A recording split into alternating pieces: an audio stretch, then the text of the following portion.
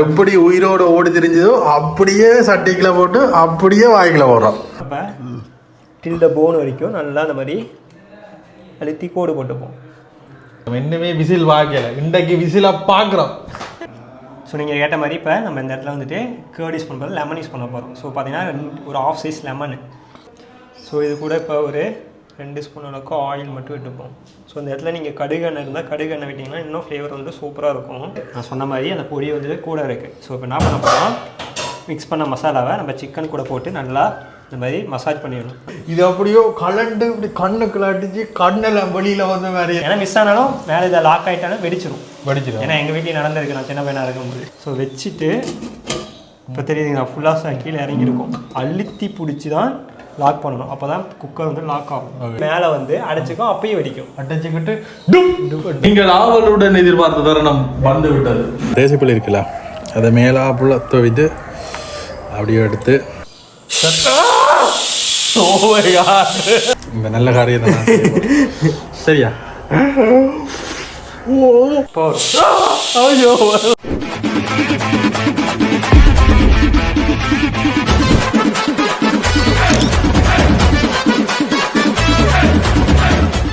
வணக்கம் எல்லாருக்கும். இன்னொரு காணொலியில் சந்திக்கிறோம். பக்கத்தில் நிற்கிற ஆளை பார்த்தாலே தெரியும், எங்களுடைய செஃப் சூர்யா இன்னைக்கு கெஸ்டா வந்திருக்கிறார். என்ன சம்பவம் பண்ணா வந்து ஆள் ஊருக்கு போயிட்டு இன்னைக்கு எங்கள்கிட்ட வந்து சிக்கிட்டேன். இன்னைக்கு இது ஒரு சம்பவம் ஒன்று செய்ய போறோம். சம்பவம் செய்யறதுக்கு முன்னால படைச்சிருக்கிற பொருளை பார்த்தாலே தெரியும், ஒரு முழு கோழிய கொண்டு வச்சிருக்கிறோம். சமைக்க முடியும், அப்படியே சமைக்க முடியும். முழு கோழி இருக்கு, அதோட கோழின்ற பார்ட்ஸ், இது எங்களுக்கு ஈரல் இருக்கு, அதோட மெயின் பார்ட்ஸ் இதெல்லாம் சாப்பிட்டீங்கன்னா வந்து உடலுக்கு அந்த மாதிரி ஒரு ஆரோக்கியம் தர சாமான் எல்லாமே வந்து வேண்டியிருந்தோம். இன்னைக்கு இதை வச்சுதான் ஒரு புடியோட பிடிக்க போறோம். அதோட வித்தியாசமா எங்களுக்கு செஃப் வந்து ஒரு சமையல் ஒன்று செய்து தர போறாரு. என்ன செய்ய போறீங்க? நம்ம என்ன பண்ண போறோம்னா இந்த ஃபுல் சிக்கன் வந்து கிரில் பண்ண போறோம். கிரில் பண்றதுக்கு தான் எங்கிட்ட ஒன்றும் இல்லையே. நமக்கு இப்போ கிரில் பண்ண ஒன்றும் தேவையில்லை. நமக்கு வீட்டில் இருக்க ப்ரெஷர் குக்கரை வச்சு எப்படி கிரில் பண்ண போறோம். இது வந்து இந்தியாவில இருந்து ஒரு நாள் சமைக்கிறதுக்கு வேண்டினது எங்கிட்ட விட்டு சும்மா கிடக்கு. நாங்க இந்த ப்ரெஷர் குக்கர்ல போட்டு சமைக்கிறே இல்லை. என்ன கணக்கு வீடியோஸ் பார்த்துக்கிட்டு ப்ரெஷர் கூடினா இதெல்லாம் படிச்சு கண்ணுக்குள்ளே எல்லாம் போற வேற கிடாக்கு. அந்த வீடியோஸ் பார்த்து எனக்கு மூடி சமைக்கவே பயம். அப்ப இது நான் யூஸ் பண்ணாம கிடந்தது. அப்ப கிரில் பண்ணுவோம் பண்றேன். என்னத்துல கிரில் பண்றேன் இந்த இருக்கே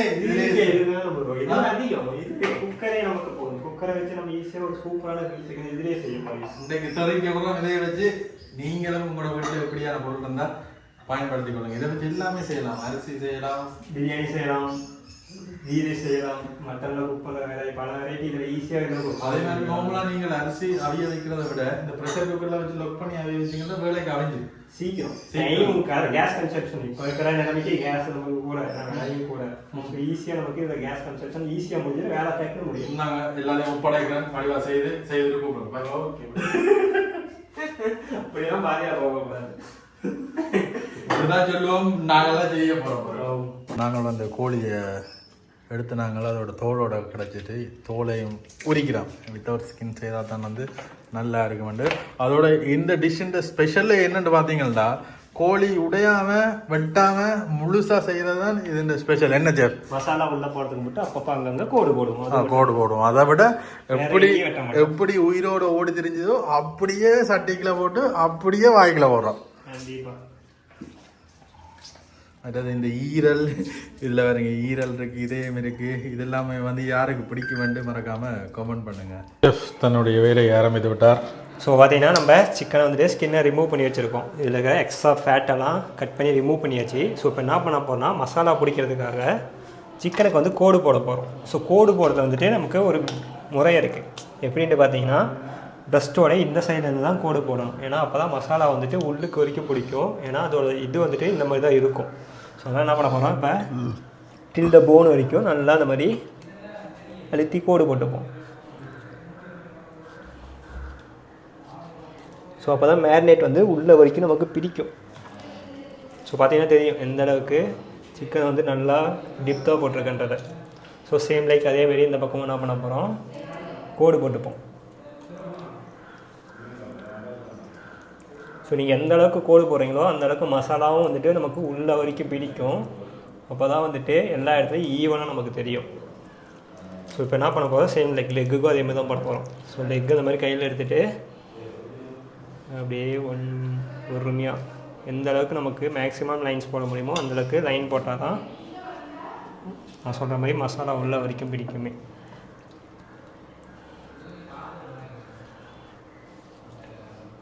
ஸோ இதில் பார்த்தீங்கன்னா இப்போ இஞ்சி பூண்டு ப்ளஸ் வந்துட்டு ஒரே ஒரு மீடியம் சைஸ் தக்காளி, ஒரு மீடியம் சைஸ் ஆனியனு, 4-5 பச்சை மிளகாய் ப்ளஸ் ஒரு கொத்து கருவேப்பிலை வச்சுருக்கேன். ஸோ இதை வந்துட்டு என்ன பண்ண போகிறோம், மேரினேட்காக நல்லா பேஸ்ட் ஆக்கி எடுத்துப்போம். இந்தளவுக்கு நல்லா இதை ஸ்மூத் பேஸ்ட்டாக அரைச்சிக்கணும். ஏன்னா அப்போ தான் வந்துட்டு மசாலா வந்துட்டு தனித்தனியாக தெரியாது. ஸோ இந்தளவுக்கு அரைச்சிட்டு என்ன பண்ண போகிறோம், இதை வந்துட்டு செப்பரேட்டாக இன்னொரு பவுலுக்கு மாற்றிப்போம். ஸோ இது வந்து பார்த்திங்கன்னா நம்ம கேர்டு யூஸ் பண்ண போகிறது கிடையாது. கேர்டு இருந்தால் நீங்கள் வேணால் ஆப்ஷனல் யூஸ் பண்ணிக்கலாம். ஸோ கேர்டு போட்டிங்கன்னா சிக்கன் இன்னும் சாஃப்ட் ஆகும் உங்களுக்கு. தயிர் போட்டா ஏன் அப்படி? கேர்டு வந்துட்டு மீட்டை சாஃப்ட் ஆக்கி தரும். அதுக்காக அந்த சார்னஸ் புளிப்பு வந்துட்டு அப்போ எல்லாத்துக்கும் ஹார்டாக இருக்கிற மீட் எல்லாத்துக்கும் தயிர் போட்டால் சாஃப்ட் ஆகும். தயிர் போட்டாலும் சாஃப்ட் ஆகும், லெமன் போட்டால் சாஃப்ட் ஆகும், பப்பாக்காய் இருக்குல்ல அது போட்டால் சாஃப்ட். சில பேர் வந்து அந்த விநாயகரி விட்டால் இதாக மாட்டேங்க. சேம் அது மட்டும் என்ன இருக்குது, அதுலேயும் புளிப்பு தான் இருக்குது. ஆர்டிஃபிஷியல் நம்ம யூஸ் பண்ண வந்து கேர்டு, இது வந்து நார்மல் நேச்சுரல்.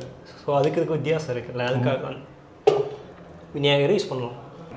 ஸோ நீங்கள் கேட்ட மாதிரி இப்போ நம்ம இந்த இடத்துல வந்துட்டு கேர்டு யூஸ் பண்ணும்போது லெமன் யூஸ் பண்ண போகிறோம். ஸோ பார்த்தீங்கன்னா ஒரு ஆஃப் சைஸ் லெமனு. ஸோ இதை நல்லா இதோட ஜூஸ் மட்டும் யூஸ் பண்ண போகிறோம். ஸோ இந்த மாதிரி நம்மளோட ஜூஸ் மட்டும் இது கூட ஆட் பண்ணிவிட்டு இதில் அதே இது கூட இன்னும் மசாலா வந்துட்டு நம்ம ஆட் பண்ண வேண்டியது இருக்குது. ஸோ இது கூட இப்போ ஒரு 2 ஸ்பூன் அளவுக்கு மிளகாய்த்தூள் யூஸ் பண்ணி போகிறோம். ஏன்னா நம்ம எடுத்துருக்க சிக்கன் சைஸ் வந்துட்டு ஒரு 1.5 கிலோ கிட்ட இருக்கும். ஸோ அதுக்கு 1 ஸ்பூன் அளவுக்கு நல்லாயிருக்கும், கரெக்டாக இருக்கும். அடுத்து மல்லித்தூள் யூஸ் பண்ண போகிறோம், ஒரு ஸ்பூன் அளவுக்கு. கூடவே நம்ம ஒரு 1/4 ஸ்பூன் அளவுக்கு கரம் மசாலா. இது கரம் மசாலா வந்து ஆல் ஸ்பைசஸ் மிக்ஸ் ஆனது.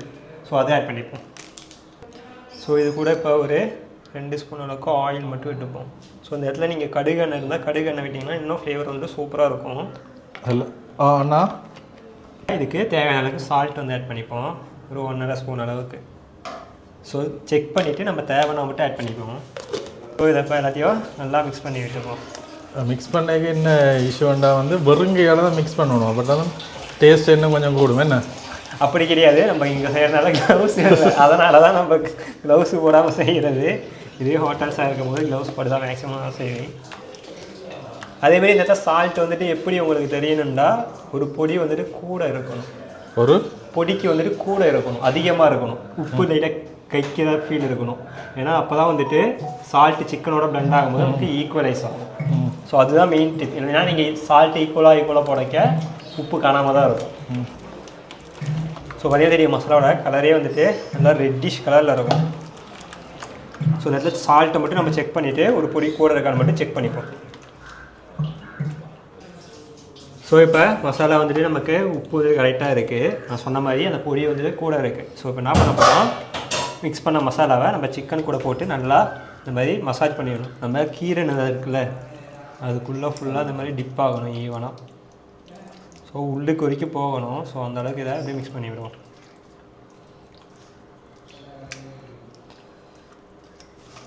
ஸோ எந்த அளவுக்கு நம்ம மசாலா மேலே தேய்க்கிறோமோ அந்தளவுக்கு மசாலா வந்துட்டு உள்ளுக்கு வரைக்கும் பிடிக்கும். பிடிக்குமா? இப்படி பிடிக்கும், உள்ளே பிடிச்சிருக்கும், உள்ளுக்கு வரைக்கும் பிடிக்கும். நான் வந்து இந்தியன் தமிழ் வருவேன், நான் சொல்கிறது உங்களுக்கு கொஞ்சம் பிடிக்கும். என்ன பிடிக்கும்? ஸோ பார்த்தீங்கன்னா தெரியும் மசாலா வந்துட்டு எல்லா இடத்துலையும் ஈவனாக ஸ்ப்ரெட் ஆகிடுச்சு. ஸோ இதை என்ன பண்ண போகிறோம், ஒரு 10 to 15 minutes ரெஸ்டிங் விடுவோம். ஏன்னு சொன்னால் இது அப்போ தான் மசாலா உள்ள வரைக்கும் பிடிக்கிற வரைக்கும், அதுக்காக ரெஸ்டிங் வர்றது. ஓகே, இப்போ இது என்ன மாதிரி செய்ததான ஸ்டெப் பார்த்துருப்பீங்க, நான் என்ன காணையில் யோசிப்பீங்கன்னு நான் தான் அவருக்கு சொல்லி அந்த வீடியோக்கள் எடுத்து விட்டாரு. சரி, இப்போ சம்பவம் செய்ய போகிறோம். வச்சாச்சு, ஸ்லோ ஃப்ளேமில் இருக்குது. ஸோ ஒன்ஸே இந்த குக்கர் வந்து நல்லா ஹீட் ஆகட்டும். அதேமாதிரி சிக்கன் பார்த்தீங்கன்னா நமக்கு ஒரு 1/2 hourக்கு மேலே நல்லா ஊறி இருக்குது. ஸோ மீட் பார்த்தா நல்லா ஓரளவுக்கு சாஃப்டாக இருக்கும் இனி. ஸோ இப்போ என்ன பண்ண போகிறோம், குக்கர் நல்லா ஹீட் ஆனதுக்கப்புறம் ஃபஸ்ட்டு இதுக்கு லைட்டாக ஆயில் விட்டுப்பதுக்கு. ஏன் இந்த ஆயில் யூஸ் பண்ணலன்னா அப்போ தான் அடியில் பிடிக்காது.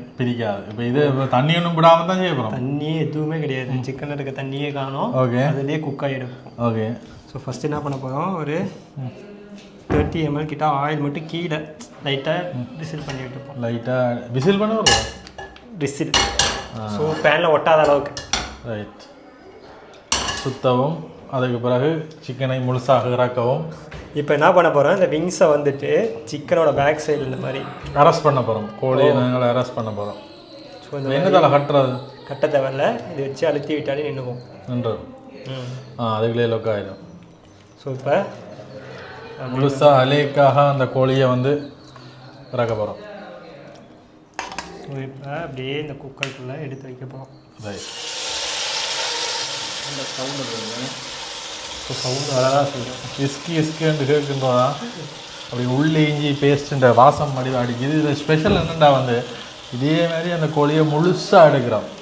உரிச்சதுலேருந்து நடந்து எரிஞ்சதுலேருந்து உரிச்சதுலேருந்து பிரித்ததுலேருந்து கடைசி வாய்க்கில் போக வேண்டும். முழுசாகவே கோழி இறக்குறோம். ஸோ ஓகே, பேலன்ஸ் மசாலா என்ன பண்ண போகிறோம், அப்படியே சைடில் இது கூடவே போட்டு விட்டுட்டு இது என்ன மாதிரி குழம்பு மாதிரி வருமா இல்லாட்டி கிரில் பண்ணின மாதிரி வருமா? கிரில் பண்ண மாதிரி தான் வரும். நம்மளுக்கு மேலே சார்கோல் வேணும்னா லைட்டாக மேலே அடுப்பு ஆன் பண்ணி விட்டுட்டு அப்படியே மேலே லைட்டாக வச்சு இது பண்ணி தான் பாப்போம். இப்போ நான் நினச்சேன்னா வந்து இது குழம்பு மாதிரி வந்து ஒரு கிரேவி ஸ்டைலுக்கு தான் பேர் பண்ணி இவர் இப்படியே வச்சு இதை ஃபுல்லாக சீல் பண்ண போகிறார் இருக்கிறபடியாக. இப்போ அவனில் செய்கிற செயற்பாடும் இதையும் வந்து ஒன்றா இருக்குமென்று நான் ஃபீல் பண்ணுறேன். கருகாத பக்கத்தில் திருப்ப வேண்டிய அவசியம் இல்லை, திருப்ப வேண்டிய அவசியமும் கிடையாது. ஸோ அந்த அதுக்கு பவர்ஃபுல் இந்த ப்ரெஷர் குக்கர். ஆனால் இங்கே கூடுதலாக பயன்படுத்துறதில்லை. பயம் சிலருக்கு யூஸ் பண்ண தெரியாது. ஏன்னா மிஸ் ஆனாலும் மேலே இதை லாக் ஆகிட்டாலும் வெடிச்சிடும். ஏன்னா எங்கள் வீட்டில் நடந்திருக்கு, நான் சின்ன பையனாக இருக்கும்போது வெடிச்சா அப்படி இருக்கும். வேண்டாம் அவ்வளோ ப்ரெஷர் உள்ள இருக்கும். ஏர் தான் ஃபுல்லாக வெடிச்சா லிக்கிட் பாம் அடிச்சா அப்படி இருக்கும். அதான் சிலவிட போட்டுட்டு கலர் டேக்கெல்லாம் யோசிப்போம். ஏன்னா அதில் அதுக்கு லோக் ஒரு காற்று கூட வெளியில் வர அளவுக்கு ஹெவி லோக்கு உண்டு. ஸோ பார்த்தீங்கன்னா அப்படியே லைட்டாக இதாகிடுச்சு. இப்போ என்ன பண்ண போகிறோம்னா இதை மூடி வைக்க போகிறோம். எவ்வளோ நேரத்துக்கு மூடி வைக்க போகிறோம்? ஒரு 25 மினிட்ஸ். இது எதுவுமே டிஸ்டர்ப் பண்ண தேவையில்லை. அழுத்திட்டு ஃபுல்லாக எல்லா சைடும் லாக் ஆகிருக்கான்னு செக் பண்ணி நெருப்பு குறைக்க தேவையில்லையா? இப்போ குறைப்போம், மூடி போட்டுட்டு குறைப்போம். ஸோ அதே தெரியும் ஃப்ளேம் வந்துட்டு லோ ஃப்ளேமில் தான் இருக்குது. ஸோ இந்த இதே ஃப்ளேம் காணும். இதே ஃப்ளேம்லேயே 25 மினிட்ஸ். இது என்னென்ன முதல்ல இது என்னென்ன முதல்ல பாவிக்கிற? இது லாக் பண்ணுறது தான் மேட்டர். ஸோ எல்லா சைடு இந்த ரப்பர் வந்துட்டு கரெக்டாக இருக்கணும். ஸோ வச்சுட்டு இப்போ தெரியுதுங்களா, ஃபுல்லாக கீழே இறங்கியிருக்கும். அழுத்தி பிடிச்சி தான் லாக் பண்ணணும். அப்போ தான் குக்கர் வந்து லாக் ஆகும். ஓகே, லாக் பண்ணிவிட்டு ஸோ இப்போ மேலே விசில் போட்டுருங்க. விசில் போட்டால் இது கலண்டு அடிக்குமா? இது ஏர் வந்து நின்றுட்டு இப்போ சிக்கன் குக்காக நான் சொன்ன மாதிரி எல்லா விஷயம் சொல்லியிருப்பேன். சிக்கன் குக் ஆகும்போது சிக்கனு தண்ணி ஆட்டோமேட்டிக்காக ரெடியூஸ் ஆகும். ஸோ அந்த தண்ணியும் குக் ஆகும். ஸோ அதுக்கப்புறம் நம்ம என்ன பண்ண போகிறோம், ஃபஸ்ட்டு ஒரு குக்கரை மூடியை போட்டு ஒரு 4 விசில் விடுவோம். அதுக்கப்புறம் ஒரு 22 ஒரு விசில் வரைக்கும் நாங்கள் அமர்த்தி விடணுமா? அதுவே ஆட்டோமேட்டிக்காக அமைங்க. ப்ரெஷரில் இறங்கிடும். இப்போ அது வேலை செய்யாட்டி தான் வெடிக்கும். இப்போ இந்த ப்ரெஷர் குக்கர் இப்போ ப்ரெஷர் கூட இப்படி அது ஆட்டோமேட்டிக்காக ஏர் வந்துட்டு வெளியே போகும். மேலே ரிலீஸ் ஆகாமல் இதானா வெடிக்கும். கேஸ் உள்ள அந்த ஹோல் இருக்குது, சின்ன நாசில் தான், அதை அடைச்சா மட்டும்தான் வெடிக்கும்.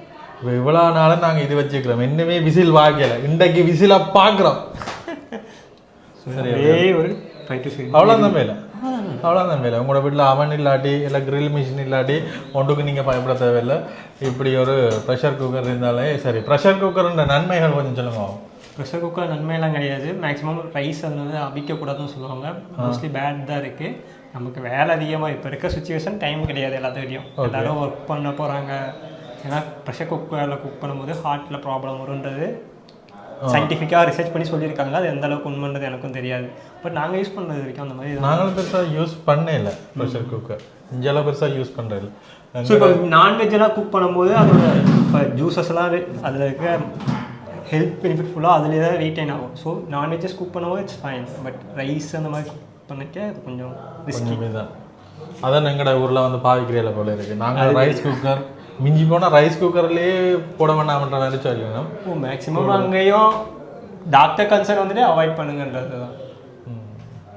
சரி, இப்போ இது நம்ம 20 நிமிஷம் வெயிட் பண்ணுவோம். விசில் அடிச்சா பிறகு பார்ப்போம்.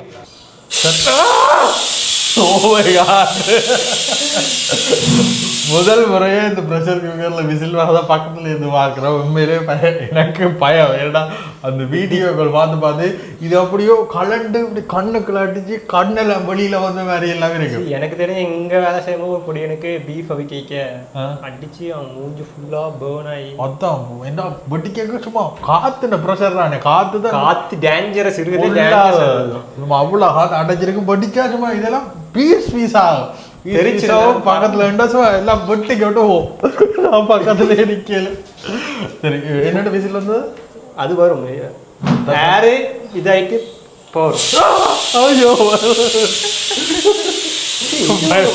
ஏன்னா அடைச்சிருந்தாதான் நமக்கு தெரியும் அதோட கூடுறது. நம்மளா அது அடைக்காடி ஏர் ரிலீஸ் ஆகும் ஃபுல்லா. அதே மாதிரி ஃபுல்லா போடும் போதும் என்ன ஆகும்னா மேலே வரைக்கும் அடைச்சி இதுக்கு எந்த குவான்டிட்டி போடணுமோ அந்த குவான்டிட்டி மட்டும் தான் போடணும். அதையும் தாண்டி போட்டீங்கன்னா அபிஞ்சு மேலே வந்து அடைச்சிக்கும், அப்பயும் வெடிக்கும். அடைச்சிக்கிட்டு டும் டும் டும்.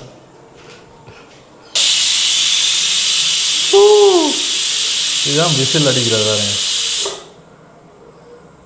நீங்கள் ஆவலுடன் எதிர்பார்த்த தருணம் வந்து விட்டது. இது நான் ஹெல்மெட் எடுத்தான். ஹெல்மெட் எல்லாம் அவசியம் இல்லை. இது வந்துட்டு எப்படின்னா சிக்கன் குக்காயி நம்ம அடுப்பு ஆஃப் பண்ணி எல்லாமே ஏர்லாம் அடங்கிடுச்சு. பண்ணியாச்சு. ஆஃப் பண்ணி வெடிக்காது. நம்பிக்கை சத்தியம் பண்ணுங்க. சத்தியமா முட்டி சத்தியம் பண்ணுங்க. சத்தியமா இது என்ன கேப் உங்களுக்கு வைக்க போற ஆஃப்ல எல்லாம் ஆஃப் பண்ணுங்க. திரகவா. பயப்படாம அப்படியே பொறுமையா.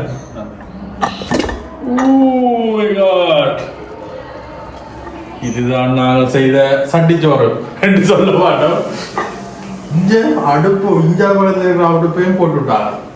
ரைட். இப்போ இதை வந்து முழுசா நாங்கள் எடுக்கிறதுலாம் டாஸ்க் தான். நீங்க இதை ஃப்ரீ பிடிச்சிக்கோங்க. இது உடையாத நான் ஏன் இதை கீழே வைக்க கூடாது? ரைட். முழுசா வைக்கிறனாலே கோழி பிய்யாம வந்திருக்கான்றதான் கேள்வி. ஏன்னா அந்த கான்செப்டே முழு கோழி. என்ன பேர் அவ்வளோ அவிஞ்சு பண்ணாங்க. நெஞ்ச மற்றும் தண்ணி பாட்ஸா எடுத்துக்கிறோம். அதுக்கு அடுத்தது கால். இப்போ இவையில திருப்பி இதில் வச்சு தைக்க போகும். சரி ரைட். இப்படிதான் இருந்தவர். இதுக்கு மேலாப்புல அந்த கிரேவியும் அந்த எலுமிச்சையும் அந்த கருவேப்பிலையும் சைடில் வச்சு ஒரு இது ஒன்று செய்ய போகிறோம். அந்த எலுமிச்சையும் உபயோகிக்கிறீங்க. ரைட். ஒரு ஹோட்டலில் சேவ் பண்ணுற மாதிரி இந்த எலுமிச்சையும் இதில் வச்சுட்டு அந்த கருவேப்பிலையும் வடிவுக்கு தூக்கி வைங்க. அப்படியே வச்சுட்டு சரி பொரிச்ச கோழி இப்போ வெளியில் கொண்டதுதான். இங்கே பாருங்க நேசமணி போகிற உணக்கம் உண்டு. அது என்ன தெரியும், மேலே லைட்டாக அந்த மாதிரி சார்கோல் ஃப்ளேவர்ஸ் வந்துருக்கு. அவ்வளோ அதுக்கு கொஞ்சம் இதான மாதிரி மேரினேட் பண்ணி டேஸ்ட் பண்ணுவோம்மா. டேஸ்ட் பண்ணாங்க. புளி ஒன்று கூட இல்லையா? அதெல்லாம் மெதுவாக நான் டேஸ்ட் பண்ணிக்கிறேன். பெஸ்ட்டு நல்லா. இந்த கிரேவி வந்து அல்டிமேட்டாக இருக்குது. நாங்கள் எல்லாம் வந்து இந்த வெங்காயம் பச்சை மிளகாய் எல்லாத்தையும் வந்து முழுசாக தான் போடுவோம். மேரினேட் பண்ணி போட வேண்டிய வந்து அப்போல்லாம் வந்து ஊறி இருக்குது. வேஸ்ட்டுன்னு ஒன்றுமே இருக்காது. சாப்பிடுப்பா.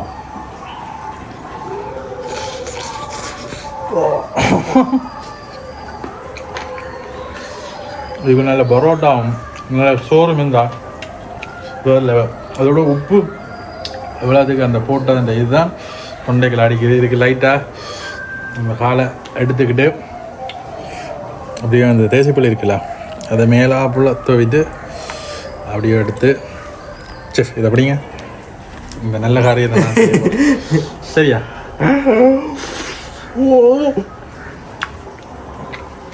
அல்டிமேட்டாக சிக்கன் எப்படி வந்திருக்கு?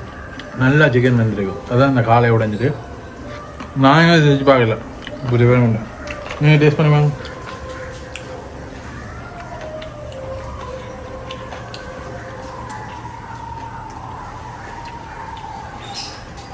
வாய்க்குள்ள போட்டுறேன். கரையுது அவ்வளோத்துக்கு வந்துருக்கு. நான் ஓவராலாக சொல்கிறேன். இவரே சொல்லுவார். விளையாட